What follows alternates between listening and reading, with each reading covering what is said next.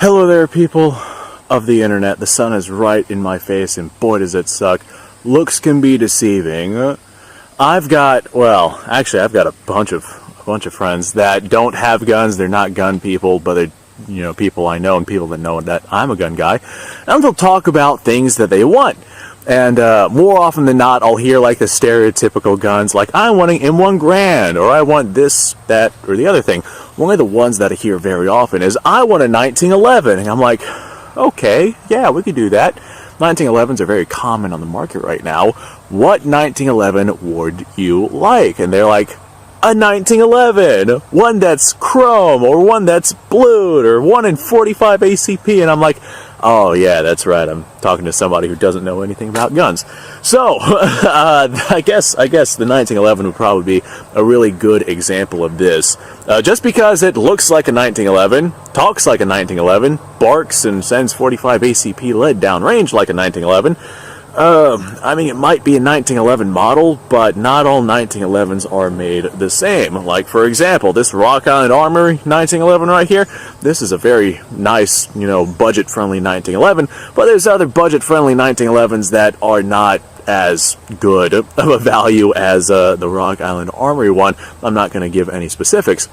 But just because it looks like a 1911 and it is sending 45 ACP lead downrange sometimes whenever it doesn't malfunction, that doesn't always equate to it being a firearm that is worth it. So whenever someone says, hey, I want a 1911, I just kind of default to that ideology. I'm like, oh, you poor soul, please don't get one of the bottom of the barrel poor quality 1911s that are being sold on the market right now, because boy oh boy, your desire for a 1911 will be absolutely reduced to nothing, and we do not want that to happen. We want you to love your 1911.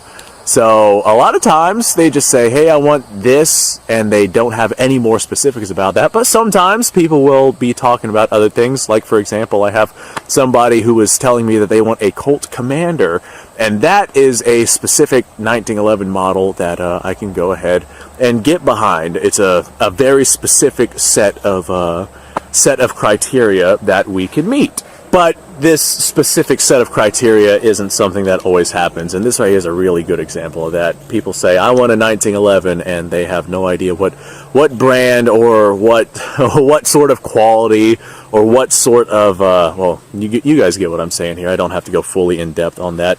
Or, actually, since I have these out here, I was just doing some filming with these not too long ago. A German Car 98. People will tell me, I want a Car 98. And, well, okay, fantastic. What manufacturer, what country of origin? A lot of people don't even think to themselves, hey, the Car 98, the one that I want is German-made, but they'd be fine with getting themselves a Yugoslavian or a Spanish copy of a Car 98 because it looks basically identical. A lot of these people, they'd be fine with just having themselves an 8mm Mauser rifle. A lot of them would be fine with having themselves a sporterized rifle, in all honesty. But just because it looks like a Car 98 and sounds like a Car 98 and sends 8mm Mauser lead down range like a Car 98 doesn't necessarily mean that it's a Car 98. Like for example, the Yugo Mausers, or not necessarily the Turkish Mausers. I don't think the Turks have any Car 98 copies, but I do know that the Spanish did copy the Car 98 as well, and there's plenty of other countries out there that copied the Car 98 as well. It doesn't necessarily have to be a German-produced Car 98. But people say, all the time, I hear it constantly, I want a Car 98. Well, it doesn't necessarily have to be Car 98. They'd be fine with any of those other models that are reminiscent of the Car 98. So, yeah, another fine example of that. And here's a good one. This right here is my High Point 9mm carbine. I have one chambered in 45 ACP. But it has been customized to where it is in a bullpup chassis. It's in the high tower bullpup chassis. You guys have seen it on the channel a couple of times. It's a fun chassis, bullpup system, red dot on it, accurate out at long ranges.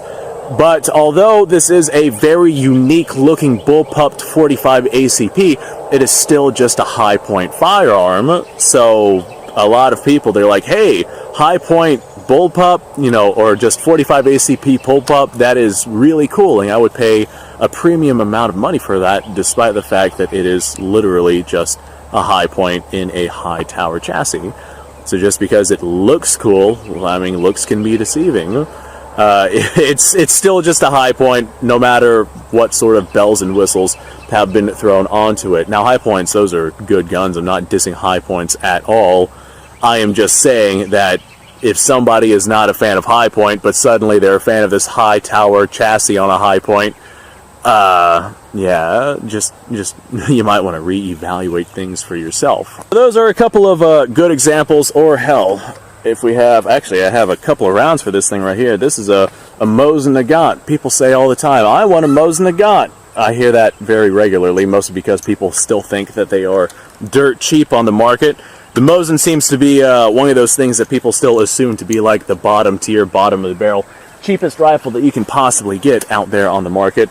Meanwhile, I guess the Carcano, however it is you want to pronounce that, I guess that has moved into the Mosin's spot. So that is the new cheapo desirable rifle, but I still hear all the time people tell me, I want me a Mosin. And I'm like, all right, what kind of Mosin would you like? And they're like, I don't care.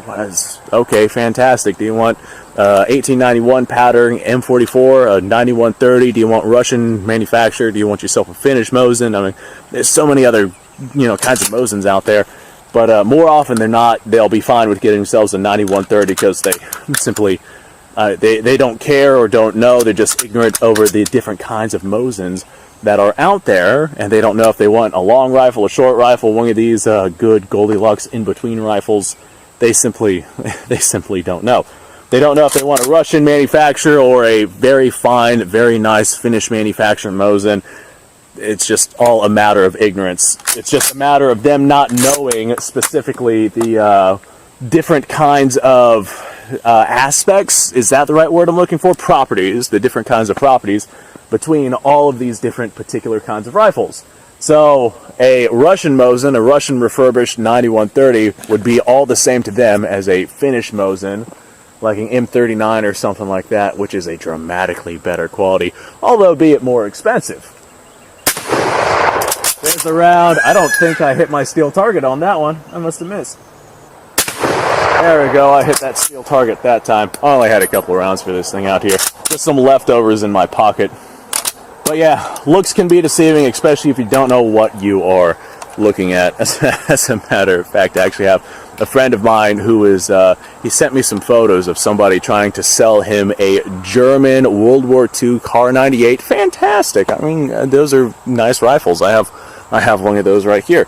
But the markings on it are clearly hand inscribed. And get this, it literally has on the receiver, it has a Yugoslavian crest. And this guy, oh God, like the photos he sent me were so cringe. Yeah, they were definitely very cringe. It was a Yugoslavian Mauser. I don't know if it's a 24-47 or an M48. They're very similar Mausers. Bent bolt handle, probably an M48. Might have been a 24-47 with a bent bolt handle. Yes, they do come with bent bolt handles. I have one with a bent bolt handle. That is numbers matching to that firearm, so they do come with bent bolt handles, but that's a topic for another video.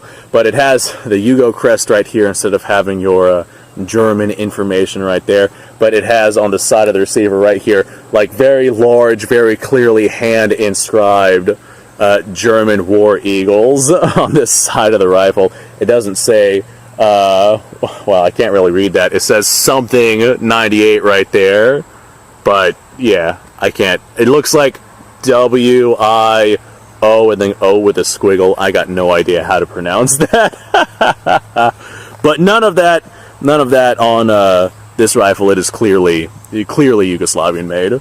But anyway, folks, let me know what you guys think. I guess let me know if you guys have any experience with. I can see the sun just slowly setting. It's still in my eyes, but not as bad as it was. It's going behind the trees, so I guess I got to wrap this up. Let me know if you guys have any experience with this particular subject.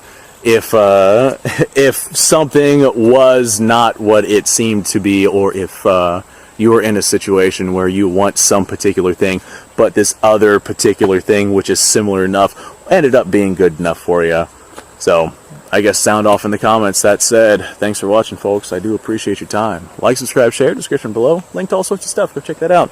You guys go off, have yourself a fantastic day. I'm gonna go take a shower. Oh, I'll see y'all in the next video.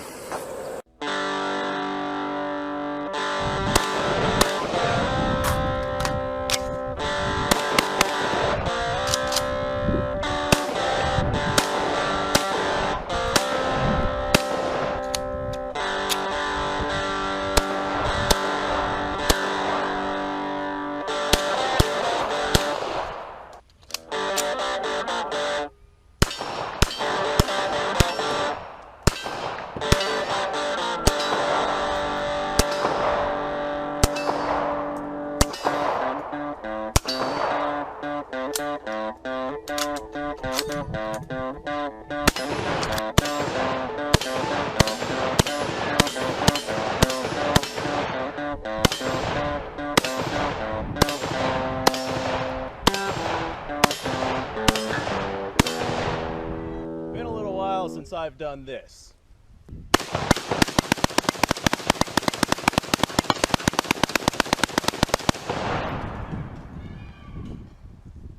Bonnie and Clyde be damned.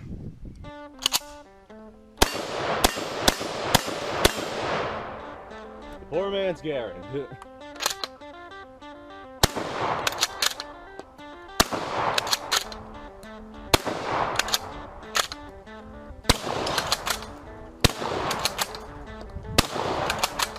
It's a shame that bolt-action shotguns aren't more mainstream.